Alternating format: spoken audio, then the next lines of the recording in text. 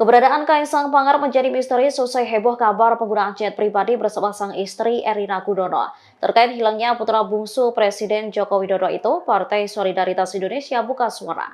Sekretaris Jenderal PSI Raja Juli Antoni dikonfirmasi pada Selasa 3 September 2024 memberikan keterangan.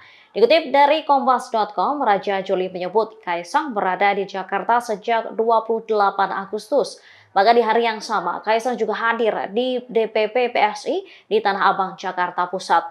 Saat itu dikatakannya, Kaisang memimpin rapat koordinasi finalisasi dukungan pilkada dan menandatangani berkas-berkas rekomendasi. Menurut Raja, suami Erina ini juga sudah rutin berkantor di DPP PSI. Bahkan kata dia, hampir setiap hari setelah tanggal 28 Agustus, Kaisang selalu berkantor di DPP PSI. Diakui Raja, bila tak ada kepentingan, dirinya selalu bertemu dengan Kaisang.